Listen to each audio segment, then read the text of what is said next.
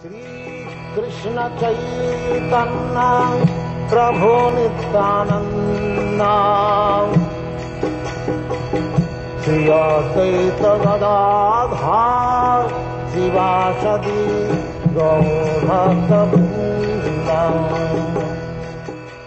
And now Chapter 4, Blasphemy of Vaishnavas. Krishna Chaitanya Prabhu Nityananda Shri Advaita Gadadhar Sivasadi Gaur-Bhakta-Vrinda.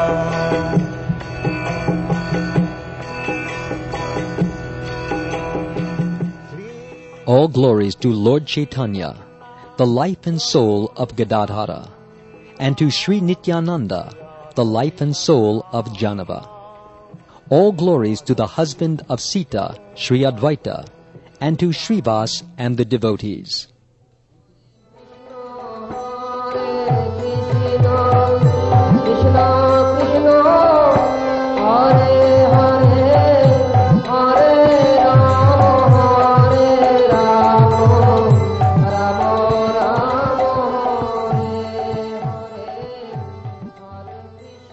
Sri Chaitanya said, O Haridas, now describe in detail the offenses to the holy name. Haridas answered, By your power I will say what you make me say.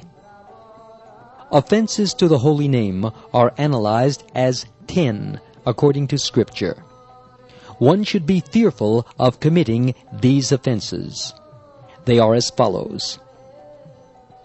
1. To blaspheme or criticize the Vaishnavas. 2. To consider that other living entities, such as the demigods, are independent of Krishna. 3. To disobey or disrespect the Guru. 4. To disrespect scriptural authority. 5. To interpret the meaning of the name and to think that the glories of the name are imaginary. 6. To commit sinful activity on the strength of the holy name. 7. To give the name to the unfaithful who are not ready to accept. 8. To consider the holy name as karma and pious activity. 9. To be inattentive while chanting the holy name. 10.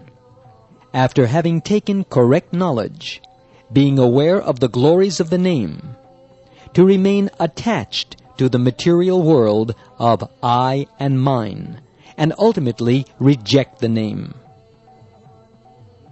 These shall be described one after another. The first offense, known as sadhu ninda, criticism of Vaishnavas, is very harmful for those wanting to progress in spiritual life. First, let us define what sadhu or Vaishnav is. In the 11th canto of the Srimad Bhagavatam, Krishna enumerates to Uddhava the characteristics of a sadhu. They are Dayalu, merciful; Sahishnu, tolerant; Sama, equal; Droha Shunya Vrata, penance without injury to the body; Satya Sara, truthfulness; Vishuddhatma, purified; Parahita Rata, engaged in the welfare of mankind; Kame Akshubhita Buddhi, intelligence free from lust; Danta, restrained; Akinchana, devoid of concept of ownership; Mridu, gentle; Shuchi, clean; Paramita Bhoji, regulated eating and other habits; Shantaman, peaceful; Aniha, apathy to materialism; Dhriman, patience; Stira, steadiness; Apramata, attentive, alert. Sugambira, very grave. Vijita Shadguna, conquering over the 6 gunas, hunger, thirst, lamentation, envy, old age, and death. Amani, not expecting honor from others. Manada, giving respect to others. Daksha, skillful. Avangchaka, non-hypocritical. Jnani, knowledgeable of the scriptures.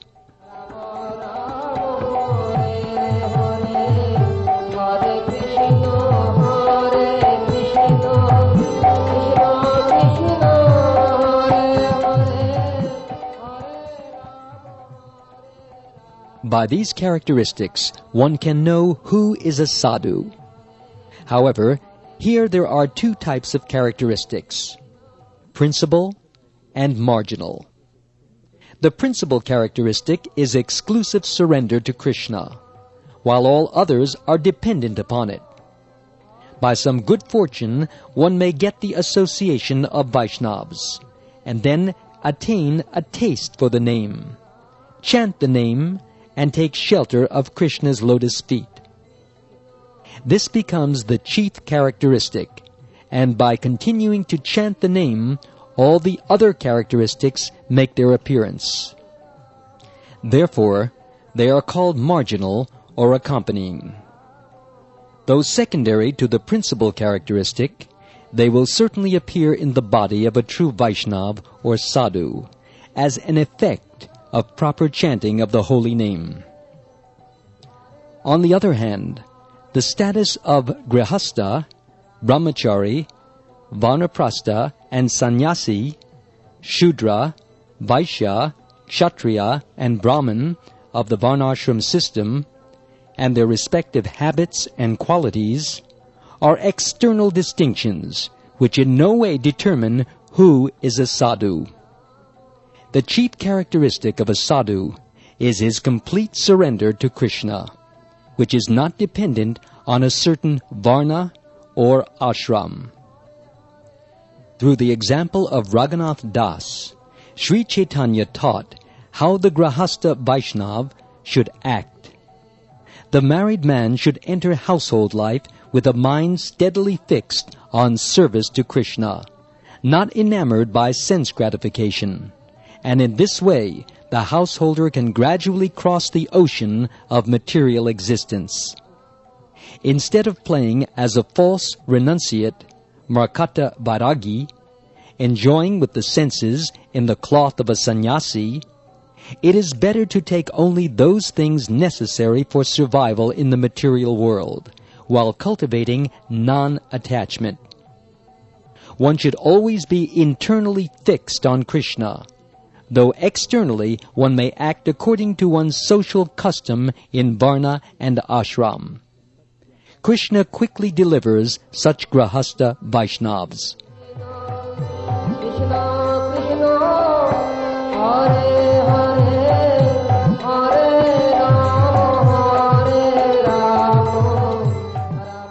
When Raghunath Das gave up household life, the Lord gave him instruction on the life of renunciation. He said, "One should neither listen to materialistic conversations, nor speak materialistic topics to others. One should not eat fancy food, or wear fancy clothing. One should always chant the holy name, respecting all, without expecting honor, and meditate on eternal service to Radha and Krishna in Braja within one's mind."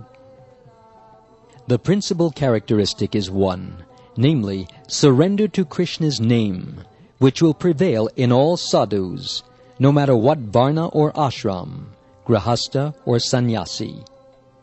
However, according to ashram or varna, the secondary characteristics will differ to some degree. And even if there appears some bad element or fault in a person, if he has the chief characteristic, surrender to Krishna, he must be considered a sadhu, and to be respected and served by all. This is Krishna's statement in Bhagavad Gita.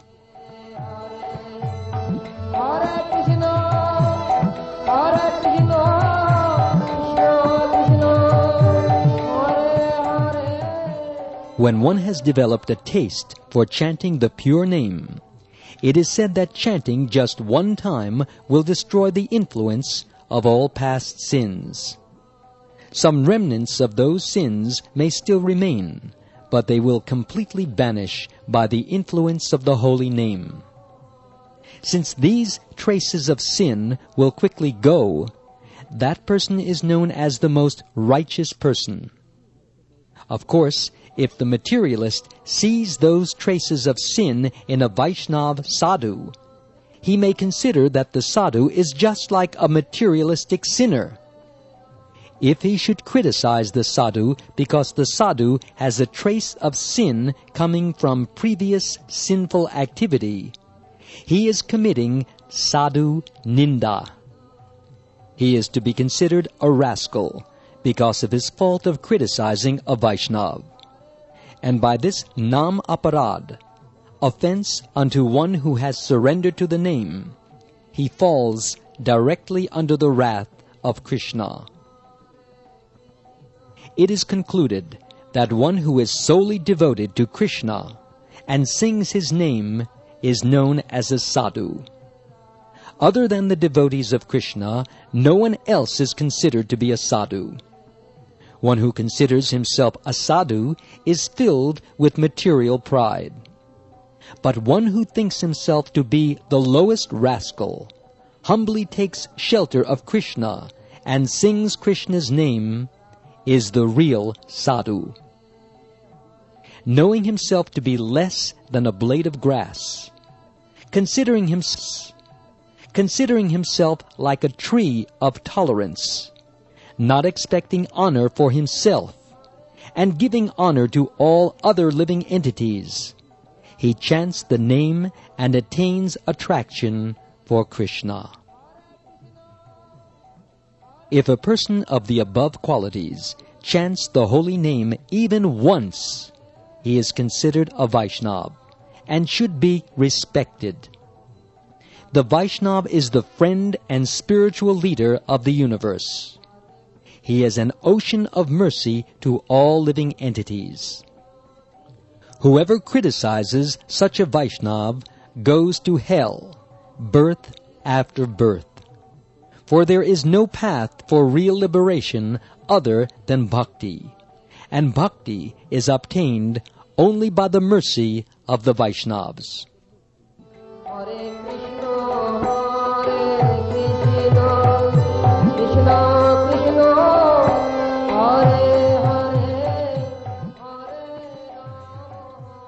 In the pure Vaishnava resides Krishna's energies of bhakti, ladini, and samvit. Thus, by contacting a Vaishnava, one can also receive Krishna bhakti. For this reason also, the food remnants, the foot water, and the foot dust from the pure Vaishnavas are three powerful articles for creating bhakti. If one stays near a pure Vaishnava for some time, one can receive the bhakti energy flowing from his body. If one can bind that energy within one's heart, after having developed strong faith, bhakti will develop, and one's body will begin to tremble in ecstasy. Thus, by living close to a Vaishnava, soon devotion will appear in one's heart. First, such a person will begin chanting the holy name, and then, by the power of the name, he will receive all good qualities. This is the particular power of the Uttama Adhikari.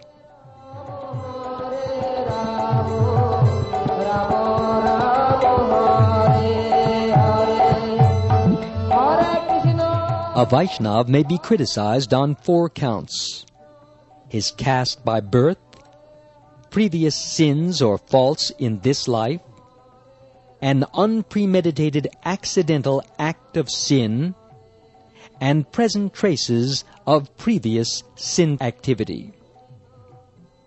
Though all these conditions may be present in a Vaishnava, they are insubstantial grounds for criticism of a Vaishnava. One who so blasphemes a Vaishnava will be punished by Yamaraj. Because the Vaishnava is spreading the glories of the Lord's name, the Lord does not tolerate such criticism of a Vaishnava. Giving up dharma, yoga, sacrifice, and gyan for the name of Krishna, the Vaishnava is the topmost person. Criticism is a serious offense. Furthermore, he does not criticize the scriptures or the demigods, but simply takes shelter of the name. One should rather eagerly take the dust from the feet of a Vaishnava, regardless of whether he is a grihasta or sannyasi. One will treat him only according to his advancement as a Vaishnava, which is based upon his degree of attraction to the holy name. Such things as caste or ashram, wealth, learning, youthfulness, beauty, strength, or number of followers are not factors. It goes without saying that one who has taken shelter of the name will not indulge in sadhu ninda. One who criticizes a sadhu is not situated in bhakti, but in aparad against bhakti. A serious person, therefore, would not indulge in criticism, but associate with, hear from, and serve the sadhu.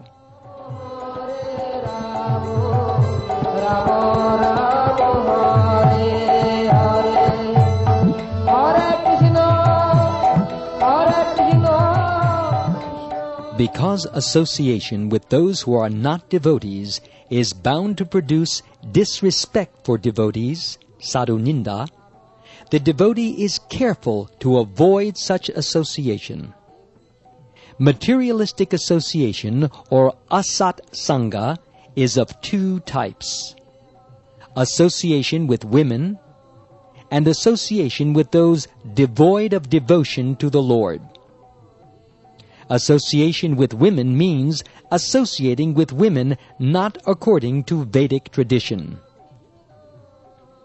This association with women, which is not authorized by Scripture, is divided into association with women outside of marriage for the purpose of sex life, and association within marriage where one is controlled by one's wife.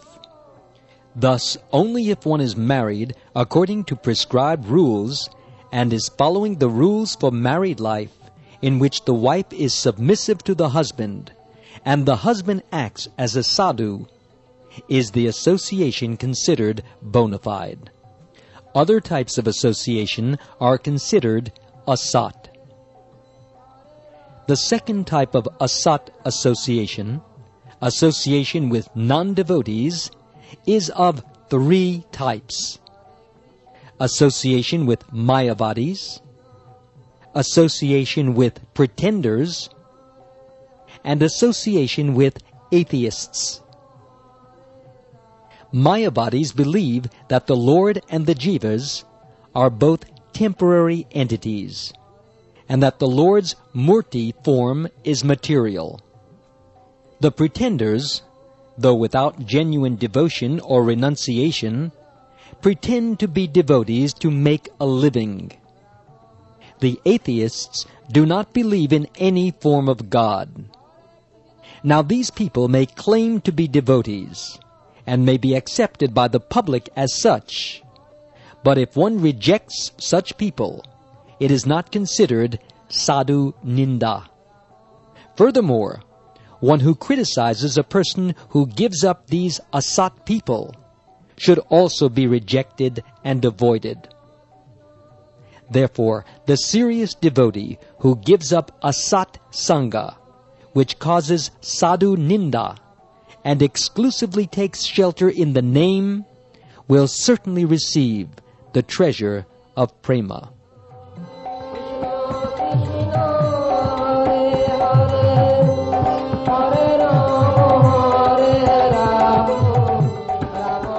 it may be observed that in order to proceed properly to prema, one must be able to distinguish the devotee from the non-devotee. For one must avoid the aparad of criticizing the devotee and seek his association, and simultaneously reject the non-devotee completely. One must furthermore be able to distinguish the types of Vaishnavas according to their spiritual advancement. These are of three types. The materialistic Vaishnav, or Vaishnav Praya, almost a Vaishnav, is he who has mediocre faith in Krishna but has no service attitude to sadhus. Actually, such a person is not a Vaishnav, but the dim image of a Vaishnav, Vaishnav Abhas. However, if he is not a Vaishnav, how will he be permitted to associate with Vaishnavas who do not associate with non-Vaishnavas? Therefore, this person is considered to be at the beginning stage of a Vaishnav, Kanishta Vaishnav, upon whom the actual fixed-up Vaishnavas will bestow mercy so that he becomes purified.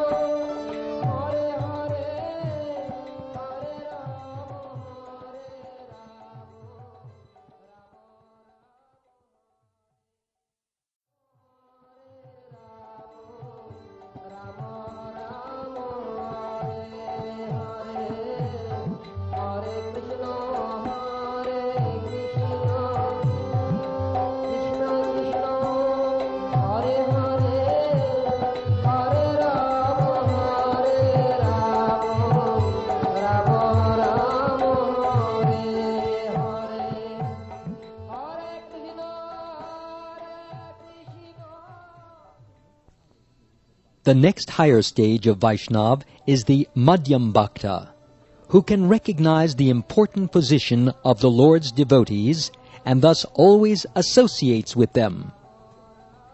In faith, he is convinced of Krishna's position as the Lord, the jivas as his eternal servants, the process as bhakti, and the goal as prema.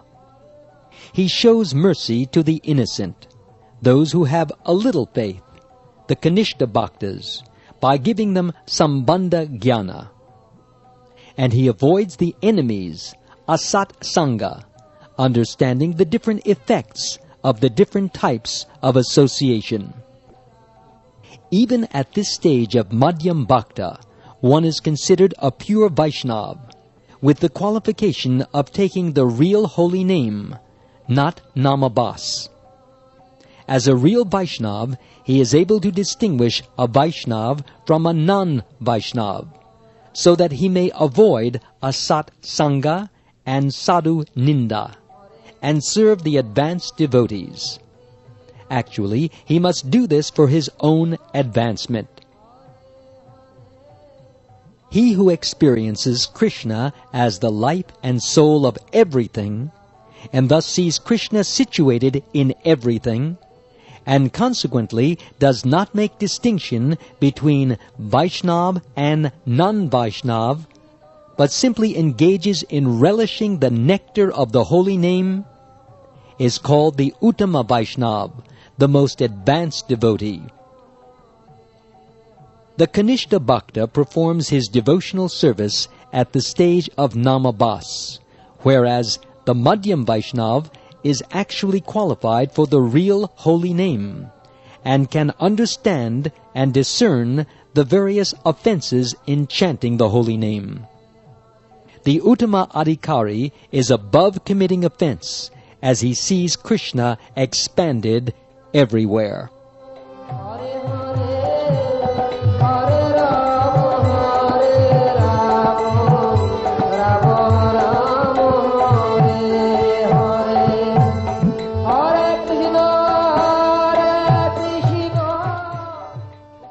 It can be seen that it is important for the practitioner of bhakti, whether a Kanishta or Madhyam Bhakta, to understand in his performance of sadhana his own position in devotional service according to his internal purity. By doing this, one can avoid non-devotees, asatsanga, and by this one can advance further. Therefore, it is important that one come to the position of a Madhyam Bhakta, one who is qualified to make these distinctions. The typical activities of a real devotee or Madhyam Bhakta are to avoid sadhu ninda, and to take association of sadhus, serve sadhus, and give knowledge to the innocent jivas while performing Nam Sankirtan. Being overcome with the material modes, if one commits the offense of blasphemy against a devotee, one should sincerely feel repentant and cry at the feet of that devotee for mercy and forgiveness. The devotee, who is by nature very merciful, will forgive the offender.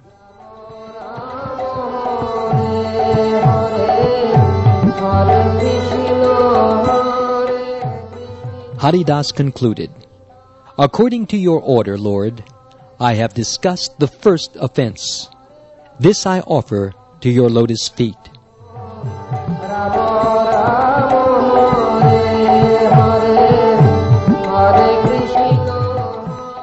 Bhaktivinoda says, that person who, like a bumblebee, lingers at the lotus feet of Haridas will receive the touchstone of the holy name as his life and soul.